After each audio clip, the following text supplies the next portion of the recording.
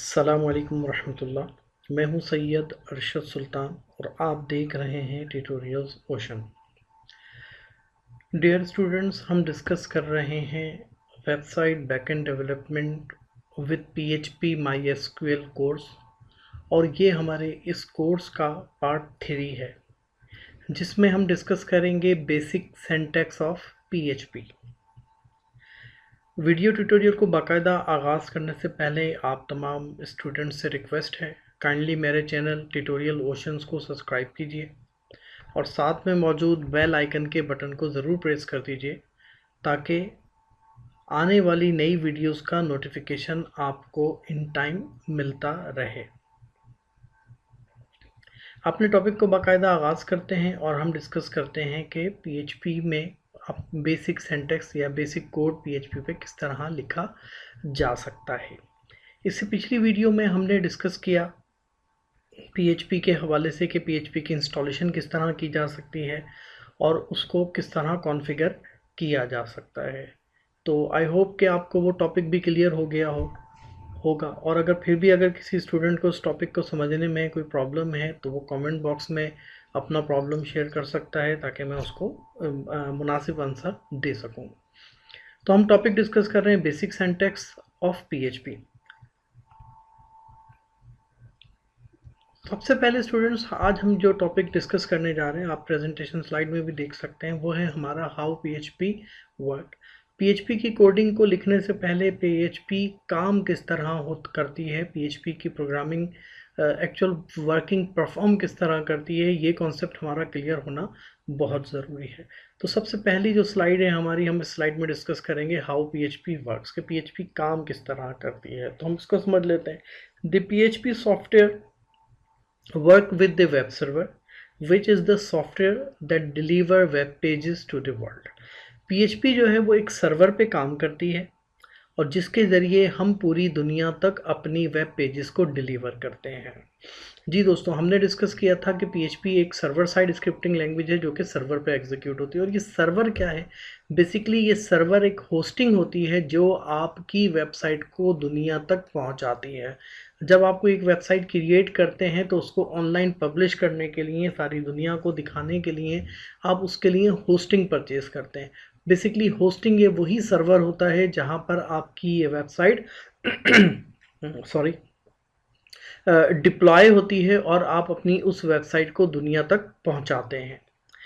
When you type URL into your web browser address bar, you are sending a message to the web server at that URL asking it to send you HTML file।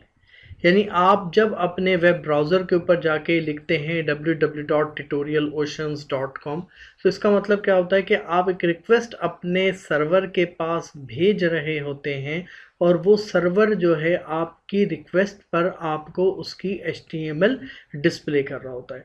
जब आप URL के ऊपर कोई भी web address, यानी जैसे मैंने आपको बताया tutorialoceans.com टाइप करते हैं तो आप अपने सर्वर के पास एक रिक्वेस्ट भेजते हैं।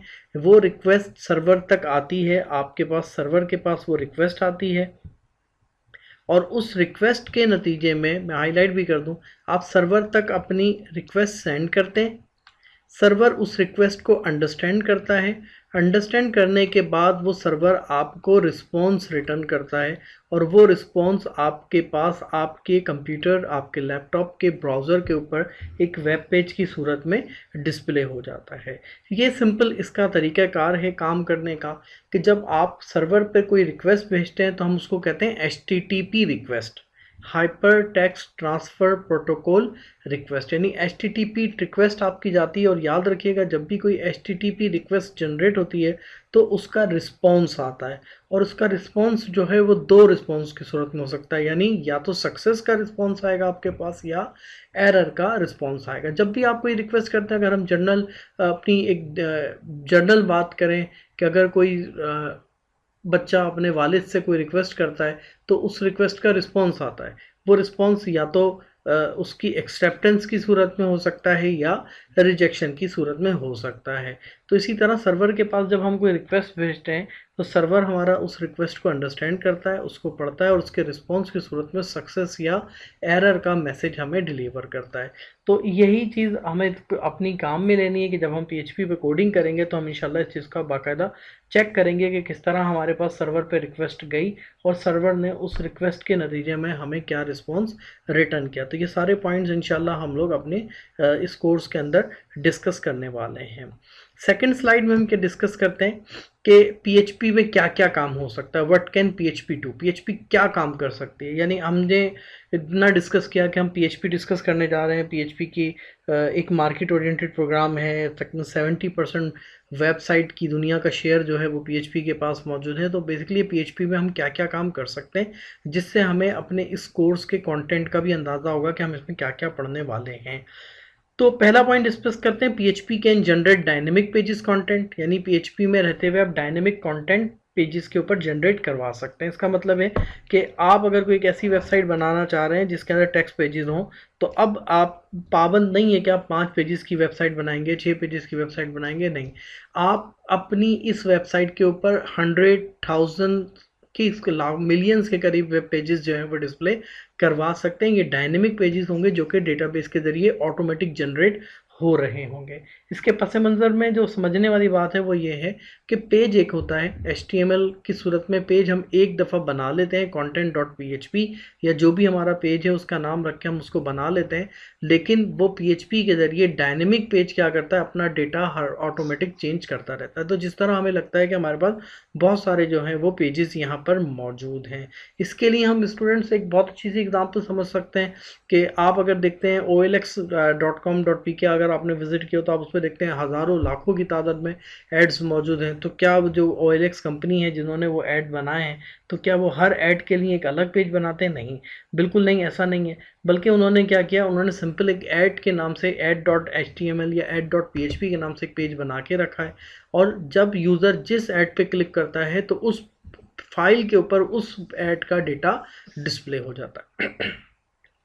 अच्छा, सेकंड पॉइंट क्या है, PHP can create CRUD application, यानी क्रिएट, रीड, अपडेट, डिलीट, कि आप रहते PHP के अंदर एक कंप्लीट कर्ड एप्लीकेशन तैयार कर सकते हैं। PHP can collect from data, form data, आप PHP से फॉर्म का जो भी HTML फॉर्म होते हैं, तो आप लोग जो HTML से वाकिफ़ हैं तो उन्हें पता है कि HTML के अंदर फॉर्म किस तरह क्रिएट किए जाते हैं। जब हमने कोर्स शुरू किया था तो मैंने आपको पहले ही कहा था कि जब आप इस कोर्स PHP पढ़ लें तो आपको बेसिक HTML जो है वो आनी चाहिए और उस बेसिक HTML में आपको PHP के फॉर्म क्रिएट करना आने चाहिए। इनकेस अगर कोई हमारा स्टूडेंट्स में कोई ऐसा स्टूडेंट मौजूद है जिसको PHP के फॉर्म क्रिएट करना नहीं आते, तो वो भी हम इंशाल्लाह सीख लेंगे कि वो किस तरह हम क्रिएट करवा सकते हैं। PHP can send and receive cookies, इसको हम डिटेल से डिस्कस करेंगे। PHP can add, delete, modify data in your database, यानी आपकी डेटाबेस में जो डेटा मौजूद है PHP के ज़रिए उसमें ऐड, डिलीट, मॉडिफाई किया जा सकता है। PHP can be use to control user access, यानी PHP में रहते हुए हम यूज़र ऑथेंटिकेशन यानी बाकायदा login, log out, sign in, ये साइन अप का जो प्रोसीजर होता है, यानी यूज़र के लॉगिन होने से लेके उसके लॉग आउट होने तक का सारा प्रोसीजर हम कंट्रोल कर सकते हैं। इससे हमारी जो डेटा यानी हमारा जो वेबसाइट है वो सिक्योर भी हो जाता है। PHP कैन इनक्रिप्ट डेटा और सेंड ऑटो ईमेल्स, यानी PHP में रहते हुए आप ऑटोमेटिक ईमेल्स भी जनरेट करवा सकते हैं कि यूज़र का ऑर्डर कंप्लीट होने पर उसके पास एक ऑटोमेटिक ईमेल चली जाए, यूज़र का कोई भी असाइनमेंट कंप्लीट होने की सूरत में उसके बाद ऑटोमेटिक ईमेल चली जाए, या अगर कोई यूज़र अपना पासवर्ड भूल जाता है, फॉरगॉट पासवर्ड की ईमेल उसके पास चली जाए, रिकवरी ईमेल उसके पास चली जाए, कंफर्मेशन अकाउंट की जो ईमेल्स होती हैं वो भी उसके पास जा सकती हैं। तो PHP में रहते हुए ये तमाम के तमाम काम हम कर सकते हैं जो हम इंशाल्लाह ड्यूरिंग स्टडी दिस कोर्स हम अपने प्रोजेक्ट में इन तमाम स्टेप्स को करके भी बाकायदा देखेंगे। अच्छा, अब PHP को लिखने के लिए हम कौन से इन्वायरमेंट को यूज़ कर सकते हैं? IDE यूज़ करेंगे, PHP इंटीग्रेटेड डेवलपमेंट इन्वायरमेंट। तो डियर स्टूडेंट्स, PHP के लिखने के लिए अगर हम बात करें तो PHP आप इन सिंपल नोटपैड पे भी लिख सकते हैं, नोटपैड++ पे भी आप लिख सकते हैं, ड्रीम वीवर पर भी आप PHP को बहुत बआसानी लिख सकते हैं। मैंने हाईलाइट किया हुआ है ब्रैकेट, हमारी जो कोर्स कंटेंट या जो हमने इस कोर्स का कोड लिखना है वो हम ब्रैकेट में लिखेंगे। सेकंड, कोमोडो आईडी भी यूज़ कर सकते हैं, क्लाउड9 आईडी भी यूज़ करते हैं, रैपिड पीएचपी एडिटर भी, ज़ेन स्टूडियो भी, ब्लूफिश भी, कोड ब्लास्टर भी, पीएचपी ईडीबी, वेब स्टॉर्म और पीएचपी स्टॉर्म भी हम इस्तेमाल कर सकते हैं। इंशाल्लाह आने वाली जो टाइम में हम एक नई सीरीज़ लारावल की इंट्रोड्यूस करेंगे, बनाएंगे, उस लारावल की सीरीज़ को हम पीएचपी स्टॉर्म पे पढ़ेंगे। लेकिन हमारा जो ये पीएचपी की जो सीरीज़ है उसको हम ब्रैकेट के ऊपर डिस्कस करेंगे। क्यों डिस्कस करेंगे ब्रैकेट के हवाले से, वो भी हम इंशाल्लाह आने वाले दिनों में एक नई वीडियो मैं आप लोगों के लिए बनाऊंगा, जिसमें ब्रैकेट की इंस्टॉलेशन और ब्रैकेट की एक्सटेंशन की इंस्टॉलेशन को हम सीखेंगे कि ब्रैकेट को किस तरह हमें इंस्टॉल करना है, और अपनी कोडिंग को फास्ट करने के लिए हम ब्रैकेट में कौन कौन सी एक्सटेंशंस इंस्टॉल कर सकते हैं, वो भी हम इंशाल्लाह नेक्स्ट आने वाली वीडियोस में डिस्कस करेंगे। आज का जो हमारा टॉपिक है वो है पीएचपी का बेसिक सिंटैक्स। तो हम आगे बढ़ते हैं और उसकी तरफ चलते हैं कि हमें पीएचपी का बेसिक सिंटैक्स किस तरह लिखना है। पीएचपी का बेसिक सिंटैक्स की जब हम बात करते हैं तो student, PHP script start with this, यानी जब पीएचपी को आप स्टार्ट करते हैं तो आप यूज़ करते हैं लेस देन की साइन, क्वेश्चन मार्क पीएचपी, उसके दरमियान में ये वाला जो कोड है यहाँ पर आप, ये आपके पास end with question mark greater than sign, ये साइन आप इस्तेमाल करते हैं। यानी आपको अगर इस वाली सेकंड लाइन में आप तवज्जो से देखें तो पीएचपी के लिए हम इस्तेमाल करते हैं less than question mark PHP second, इसके बाद हम यहाँ पे अपना कोड लिखते हैं, और जब हमें उसको क्लोज करना होता है तो हम क्लोज करने के लिए क्वेश्चन मार्क ग्रेटर देन की साइन इस्तेमाल करते हैं पीएचपी के कोड को बाकायदा लिखने के लिए। The default file extension of PHP file is .php, यानी जब आप अपना कोड लिख लेते हैं तो उसको सेव करने के लिए आप यूज़ करते हैं .php एक्सटेंशन। तो अभी मैं बाकायदा आपके पास इसको स्क्रीन के ऊपर टाइप भी करके दिखाऊंगा ताकि आप समझ सकें कि PHP को किस तरह लिखा जा सकता है बाकायदा तौर पर। तो फिलहाल अभी इस स्लाइड में आप इतना समझ लीजिए कि PHP को लिखने के लिए हम यूज़ करते हैं less than question mark PHP, उसके बाद फिर जो भी कोड हमें लिखना और उस कोड को क्लोज करने के लिए हम यूज़ करते हैं क्वेश्चन मार्क ग्रेटर देन का साइन, यानी इस एंगल ब्रैकेट्स के दरमियान में हम अपने पीएचपी के कोड को लिखते हैं। और जब पीएचपी का कोड आप लिख देते हैं तो उसको एग्जीक्यूट करने के लिए आप अपनी फाइल का जो एक्सटेंशन है वो .php रखते हैं। याद रहे कि पीएचपी के एक्सटेंशन में HTML, CSS, bootstrap, JavaScript, jQuery, ये सारी की सारी जो प्रोग्रामिंग है ये एग्जीक्यूट हो जाती है। लेकिन अगर आपने किसी फाइल का एक्सटेंशन .html रखा और उसमें अगर आप PHP का कोड लिखेंगे तो वो वर्कआउट नहीं करेगा। PHP की फाइल का एक्सटेंशन .php होना ज़रूरी है, लेकिन जिस फाइल का एक्सटेंशन .php होगा उस फाइल में HTML भी बहुत स्मूथली एग्जीक्यूट होगी, CSS भी बहुत स्मूथली एग्जीक्यूट होगी, बूटस्ट्रैप भी बहुत आसानी से उसमें एग्जीक्यूट हो सकेगी। आगे बढ़ते हैं, अब हम डिस्कस करते हैं पीएचपी कोड प्लेसमेंट। अब हम इनको अभी थ्योरेटिकल देख रहे हैं कि पीएचपी के कोड को हम कहाँ कहाँ लिख सकेंगे, यानी पीएचपी का जब कोड हम HTML के पेज में लिखेंगे तो हम कहाँ लिखेंगे। तो पहला पॉइंट तो ये कि बिफोर HTML टैग, आप HTML के बिल्कुल शुरू में भी इस पीएचपी के कोड को लिख सकते हैं। सेकंड, इन बॉडी टैग, आप बॉडी टैग में भी लिख सकते हैं। थर्ड, आफ्टर HTML टैग, यानी बिल्कुल लास्ट में भी लिख सकते हैं। और फोर्थ पॉइंट इसमें मैं मेंशन नहीं किया मैंने, लेकिन मैं आपको वर्बली बता देता हूँ। फोर्थ पॉइंट ये कि आप कोई एक्सटर्नल फाइल भी PHP की बना सकते हैं जावास्क्रिप्ट की तरह, CSS की तरह, कि आप वहाँ पर भी अपने PHP के कोड को बाकायदा लिख सकते हैं। वो भी हम देखेंगे कि PHP के कोड को हम किस तरह एक्सटर्नल फाइल में ऐड कर सकते हैं। चलिए डियर स्टूडेंट्स, हम अब शुरू करते हैं अपना कोड लिखना, राइट फर्स्ट PHP कोड, जिसमें हम डिस्कस करेंगे कि PHP के कोड को किस तरह लिखा जाता है। पहला कोड PHP का हम किस तरह से लिखेंगे। बाकायदा कंप्यूटर की स्क्रीन की तरफ चलने से पहले, अपने कोड एडिटर की तरफ चलने से पहले आप तमाम स्टूडेंट्स से रिक्वेस्ट है कि अगर आपने अभी तक मेरे चैनल ट्यूटोरियल ओशन को सब्सक्राइब नहीं किया तो काइंडली मेरे चैनल ट्यूटोरियल ओशन को सब्सक्राइब कीजिए, साथ में मौजूद बेल आइकन के बटन को ज़रूर प्रेस कर दीजिए ताकि इस कोर्स से मुतालिक नई आने वाली वीडियोस का नोटिफिकेशन आपको इन टाइम मिलता रहे। अच्छी बात फैलाना सदका है, इस नियत के साथ कि ये इल्म है अपने हल्का अहबाब में भी इसको शेयर कीजिए कि पीएचपी एक मार्केट ओरिएंटेड कोर्स है। पीएचपी की मार्केट में बहुत डिमांड है। अगर आपके शेयर करने से कोई स्टूडेंट इस कोर्स को कर लेता है और अगर वो पीएचपी डेवलपर की हैसियत से अपना कैरियर बना लेता है, तो अल्लाह तबारक व तआला की ज़ात से उम्मीद है कि हमारे लिए एक अच्छा नेकियों का जो है वो ज़रिया बन सकेगा। जज़ाकल्लाह। कोड की तरफ चलते हैं। बाकायदा कोड की तरफ जाने के लिए मैं अपनी प्रेजेंटेशन को ऑफ करता हूं और अब हम बाकायदा कोड की तरफ जो है वो चलते हैं, जहां पर हम बाकायदा कोड को डिस्कस करेंगे। स्टूडेंट्स, हमने डिस्कस किया था कि पीएचपी को हमें इंस्टॉल किस तरह करना है। तो मैंने आपके सामने पीएचपी को इंस्टॉल किया था और सबसे पहले अब हम यहाँ पर अपने जैम कंट्रोल पैनल में चल के अपने पीएचपी के सर्वर को स्टार्ट करते हैं, क्योंकि जब तक आपका सर्वर स्टार्ट नहीं होगा उस वक्त तक आपका पीएचपी का कोड जो है वो एग्जीक्यूट नहीं होगा। तो मैंने यहाँ से अपने अपाची सर्वर को स्टार्ट किया और साथ ही मैंने माई एसक्यूएल के सर्वर को भी स्टार्ट किया। गो के अभी हमें माई एसक्यूएल की ज़रूरत नहीं है, लेकिन हम अपनी प्रैक्टिस यही रखें कि जब हम सर्वर स्टार्ट करें तो हमेशा अपाची और माई एसक्यूएल को एक साथ स्टार्ट कर दें। इन दोनों को साथ स्टार्ट करने में कोई हर्ज भी नहीं है। हमारा अपाची सर्वर जो है वो 80 पोर्ट पे चल रहा है। हमारा माई एसक्यूएल जो है वो 3306 पोर्ट पर रन हो रहा है। अगर इंस्टॉलेशन करने के बाद आप कोई प्रॉब्लम महसूस करें और आप देखें कि आपका अपाची सर्वर रन नहीं हो रहा, तो आप इसकी पोर्ट जो है वो चेंज कर सकते हैं। तो आने वाली आप कमेंट कर दीजिए। अगर आपको किसी किस्म की प्रॉब्लम महसूस होती है तो आप मुझे कमेंट कीजिए, तो मैं इससे पोर्ट की तब्दीली यानी चेंजेस से मुतालिक भी एक वीडियो अपलोड कर दूंगा।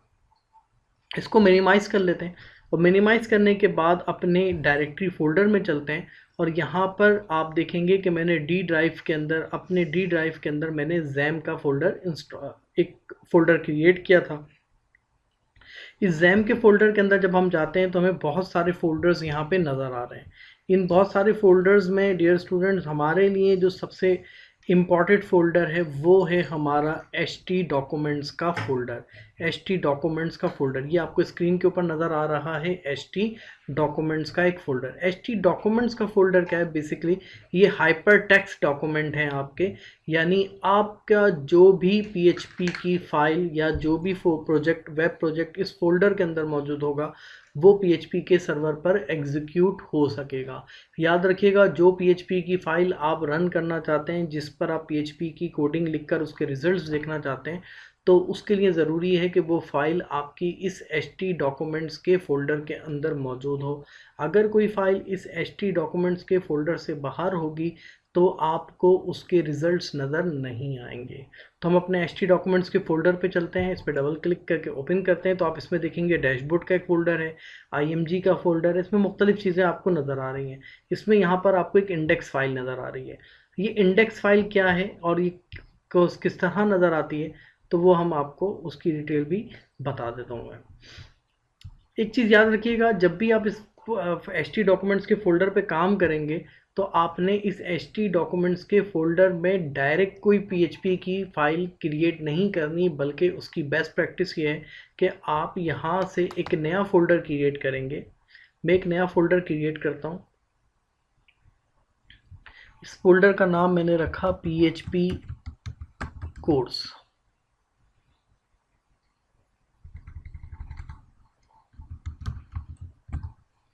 PHP कोर्स मैंने इस फोल्डर का नाम रखा है। ये हमारे पूरे कोर्स से रिलेटेड कोड हम इसी फोल्डर के अंदर रखते चले जाएंगे। और जब हम प्रोजेक्ट का अपना एक प्रोजेक्ट क्रिएट करेंगे तो उसके लिए फिर हम एक अपना अलग फोल्डर क्रिएट करेंगे। तो ये PHP कोर्स के नाम से मैंने यहाँ पे अपना एक फ़ोल्डर क्रिएट किया है और अब जो भी मेरी फ़ाइल होगी वो इसी PHP के रिलेटेड फाइल्स यहाँ पे हमें रखनी है।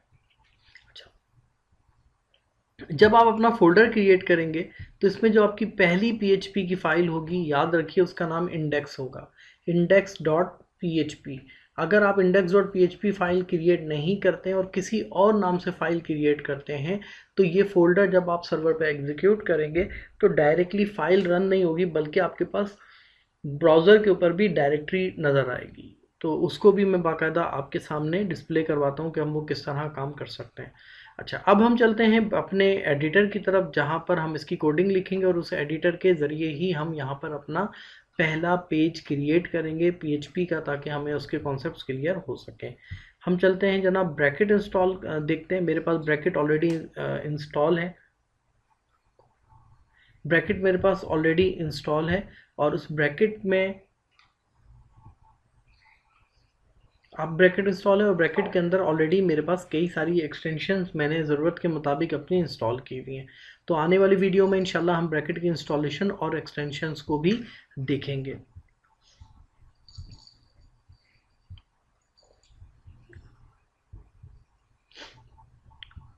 ब्रैकेट के अंदर फाइल के अंदर जाके मैं अपने इस फोल्डर को ओपन फोल्डर करके ओपन करवा लेता हूँ।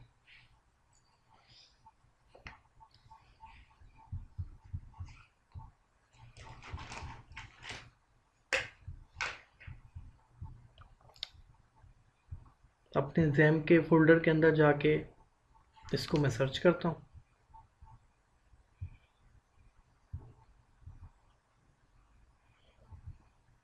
और यहाँ पे मेरा PHP कोर्स का फोल्डर है, मैंने सेलेक्ट फोल्डर करके अपने इस कोर्स को फोल्डर को यहाँ पे ओपन कर लिया। इस फोल्डर के अंदर कोई भी फाइल मौजूद नहीं है। अब इसमें मैं एक न्यू फाइल क्रिएट करता हूँ। मैंने न्यू फाइल ली, कंट्रोल N करके भी ले सकते हैं, और मैं इस फाइल को सेव करवा देता हूँ PHP कोर्स के अंदर जाके। इस फाइल का नाम मैं रखता हूँ index.php, या यूँ कह लीजिए कि फ़िलहाल आपको समझाने के लिए मैं इसका नाम रखता हूँ first.php। मैंने इसको first.php के नाम से इस फाइल को सेव किया, और यहाँ पे मेरे पास मेरी first.php की फ़ाइल आपको नज़र आ रही है।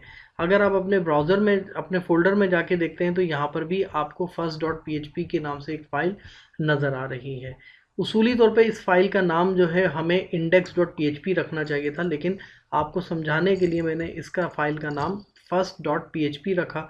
उसकी रीज़न क्या है वो मैं आपको अभी समझाता हूँ।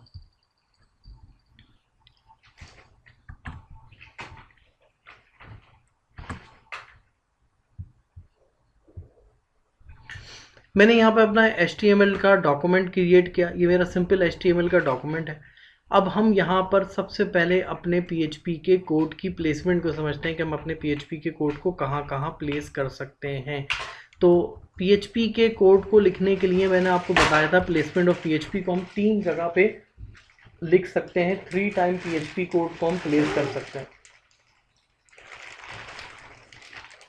3 टाइम हम अपने PHP कोड को प्लेस कर सकते हैं। तो PHP के कोड को जो है वो 3 लोकेशंस के ऊपर हम लिख सकते हैं।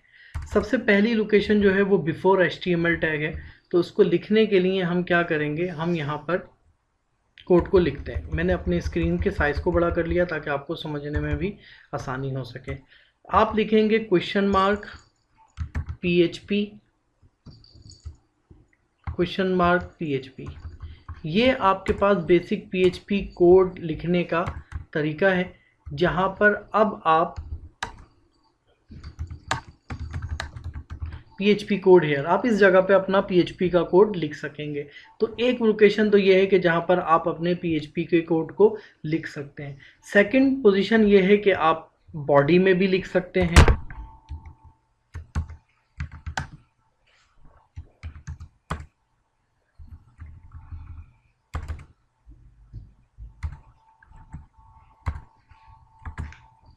आप बॉडी में भी PHP का कोड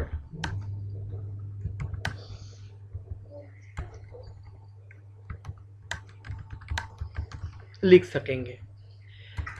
थर्ड पोजीशन ये है कि आप एंड ऑफ HTML यानी बिल्कुल लास्ट में भी PHP के कोड को लिख सकते हैं। अब सवाल ये पैदा होता है कि कौन सा कोड इन बॉडी लिखा जाए और कौन सा कोड जो है वो आफ्टर HTML लिखा जाए और कौन सा कोड जो है वो बिफोर HTML लिखा जाए। तो ये टाइम टू टाइम जब आपकी प्रैक्टिस होती जाएगी, आप HTML PHP को समझते जाएंगे, तो ये कॉन्सेप्ट्स आपके क्लियर होते चले जाएंगे कि कौन से कोड को PHP में हमें किस लोकेशन पे लिखना है। लेकिन फिर भी थोड़ी सी वजाहत मैं अभी इसी वीडियो में आपको देता चलूँ ताकि आपके कुछ कॉन्सेप्ट्स क्लियर हो सकें। तो डियर स्टूडेंट्स, वो कोड जो कि प्योर पीएचपी पर मुश्तमिल हो, जिसमें आपकी कोई एचटीएमएल का अमल दखल ना हो, एचटीएमएल इम्बेंड ना हो, उसको हम पीएचपी के बिफोर एचटीएमएल यानी टॉप के ऊपर लिखते हैं। टॉप कोड जो हमारा है हम इसमें लिखते हैं। वो कोड जो विद HTML हो, जिसमें HTML के साथ हमें रिजल्ट डिस्प्ले करवाने हो। मसलन आप चाहते हैं कि HTML के पेज में जो हेडिंग है, उस हेडिंग में हमारा PHP के कोड के ज़रिए आउटपुट डिस्प्ले हो, तो आप उसको बॉडी यानी HTML के विद HTML टैग, इसको हम ये कह देते हैं विद HTML टैग, आप उसको डिस्प्ले करवाएंगे। और ऐसा कोई कोड जो जिसमें आपने अपने PHP के डेटाबेस के कनेक्शंस वगैरह क्लोज करने हो, ऐसी सूरत में आप जो है वो PHP के एंड में यानी बिल्कुल लास्ट में भी PHP का कोड लिख सकते हैं। PHP के कोड को आप यहाँ पे लिख सकेंगे। ये मैंने फाइल यहाँ पे बना ली है। अब हमें इस फाइल को एग्जीक्यूट करना है सर्वर के ऊपर, लेकिन अभी तक हमने इसमें कुछ टाइप नहीं किया, ऐसी चीज़ जो हमें आउटपुट दे सके। तो मैं इसका यहाँ पे टाइटल लिख देता हूँ, first PHP code tutorial ocean. इसको मैंने सेव किया और इस कोड को भी यहाँ पर भी फ़िलहाल हेडिंग 1 की सूरत में मैं यही बात दोबारा लिख देता हूँ। कॉपी कर लेते हैं इसको, इन टाइम सेव करें हमारा ये। अब इस कोड को हमें, इस फाइल को हमें सर्वर पर किस तरह एग्जीक्यूट करना है। अपने ब्राउज़र की तरफ चलते हैं और अपने इस ब्राउज़र पे जाकर हम यहाँ लिखते हैं लोकल होस्ट। तो मैंने आपको लास्ट क्लास में बताया था कि लोकल होस्ट आपने लिखना है। लोकल होस्ट लिखने के बाद आप स्लैश लगाकर, मेरा सिस्टम कुछ स्लो हो रहा है, कुछ बहुत सी चीज़ें, बहुत सारी सर्विसेज इसमें बैकएंड पे चल रही हैं इस टाइम। लोकल होस्ट आपने बैक स्लैश लगाया और आप यहाँ पे लिखें PHP कोर्स, यानी आप अपने फोल्डर का नाम लिखेंगे local host slash PHP course, और आप इंटर करेंगे तो यहाँ पर आपका वो फोल्डर ओपन हो जाएगा। अब डियर स्टूडेंट्स, अगर आप गौर करते हैं तो आप यहाँ देखेंगे कि आपके सामने जो फोल्डर ओपन हुआ है उसमें यहाँ पर लिखा हुआ है फर्स्ट PHP.php। ये आपकी फ़ाइल है, क्योंकि मैंने अपने फोल्डर के अंदर फर्स्ट के नाम से फ़ाइल क्रिएट की थी। तो यहाँ पर आपको ब्राउज़र के ऊपर एक डायरेक्टरी नज़र आ रही है, इंडेक्स ऑफ PHP कोर्स, जिसमें नेम, लास्ट मॉडिफाई, साइज़ और डिस्क्रिप्शन मौजूद है। तो यहाँ लिखा हुआ है first.php। अब अगर मैं इस first.php पे क्लिक करता हूँ तो आपका first PHP code tutorial ocean, जो भी आपकी फ़ाइल है, वो एग्जीक्यूट हो जाएगी। तो एक ये तो बात सिंपल है। लेकिन अगर आप इस फाइल का नाम index.php रखते तो उसका एडवांटेज ये होता कि आपके सामने अब ये कोई मरहला नज़र नहीं आता, बल्कि डायरेक्ट आपकी वेबसाइट रन हो जाती। अब अगर मैं आपके सामने यहाँ पर ट्यूटोरियल ओशंस को ओपन करूँ, अपनी एक वेबसाइट ट्यूटोरियल ओशन को अगर मैं ओपन करता हूँ, तो आप देखें कि आपके सामने वेबसाइट डायरेक्टली रन होगी, ना कि उसका कोई फोल्डर या कोई और स्ट्रक्चर जो है वो आपको डिस्प्ले होता हुआ नज़र आएगा। आप देखें कि आपके सामने tutorialoceans.com जो है वो ओपन हो गई है। इस tutorialoceans.com को आप देख सकते हैं। tutorialoceans.com के ऊपर आपको बहुत सारी चीज़ें नज़र आएंगी, बहुत सारी इंफॉर्मेशन नज़र आएगी। इसमें आपके पास वेब डेवलपमेंट के सेक्शन के अंदर PHP से रिलेटेड जो हम वीडियोस बना रहे हैं, इसकी पोस्ट मौजूद है, जहां से आप जो टॉपिक हम यहाँ पे डिस्कस कर रहे हैं वो सारे टॉपिक्स आपको वहाँ पे नज़र आ जाएंगे। तो अब आप समझ सकते हैं कि index.php रखने का एडवांटेज आपको ये होगा कि अगर इस मेरी ट्यूटोरियल ओशन की वेबसाइट के ऊपर अगर index.php की फ़ाइल मौजूद ना होती, तो फिर आपके सामने बिल्कुल इसी तरह का एक एनवायरनमेंट नज़र आता, जिसमें आपको सारी फाइल जो इसके अंदर मौजूद है उनकी लिस्ट मौजूद होती है। लेकिन अगर आप इसका नाम index.php रखते हैं तो आपको फ़ायदा ही होगा कि आपकी फ़ाइल जो है वो डायरेक्टली एग्जीक्यूट हो जाएगी। अब आपको समझाने के लिए मैं इसी फाइल को सेव एज करता हूँ। फिर इसी फाइल को सेव एज किया और अब इसी फाइल का नाम मैं रखता हूँ index.php, और मैंने इसको यहाँ पे सिंपल सेव करवा लिया। तो अब आपके फोल्डर में देखेंगे कि आपके पास एक फ़ाइल है first.php और एक फ़ाइल है index.php। अब इस डिफरेंस को समझ लीजिए कि इस first.php और index.php में क्या एडवांटेज होगा। जब आप यहाँ पर अब दोबारा इसको रिफ़्रेश करेंगे तो अब आपके सामने कोई रूट, कोई डायरेक्टरी नज़र नहीं आ रही, बल्कि सिंपल first.php की फ़ाइल आपको यहाँ पे नज़र आ रही है। तो ये तो स्टूडेंट्स हमारी आज की वीडियो ट्यूटोरियल है, जिसमें हमने डिस्कस किया how to write first PHP code, किस तरह फर्स्ट PHP कोड लिखा जा सकता है, और हमने ये डिस्कस किया कि हम इसको किस तरह यूज़ कर सकते हैं अपने पास। तो आपके सामने मैंने यहाँ पर एक सिंपल सी फाइल क्रिएट की, जिसमें मैंने PHP का सिर्फ कोई PHP कोड नहीं लिखा, सिर्फ PHP का सेंटेक्स आपके सामने डिफ़ाइन किया है कि आप किस तरह PHP के सेंटेक्स को लिख सकते हैं। तो आपको बताया कि जनाब आप यहाँ से यूज़ करेंगे लेस देन $PHP, फिर आप अपना यहाँ पे कोड लिख सकते हैं PHP का, और उसके बाद जब आपका कोड कंप्लीट होगा तो आप $! की साइन के ज़रिए अपनी PHP की फ़ाइल के कोड को क्लोज़ करेंगे। और साथ ही आपको ये भी क्लियर हो गया कि आप PHP का कोड जो है वो मुख्तलिफ़ लोकेशन के ऊपर प्लेस कर सकते हैं, इसमें कोई हर्ज नहीं है। आपको जैसी ज़रूरत हो आप अपने PHP के कोड को प्लेस कर सकते हैं।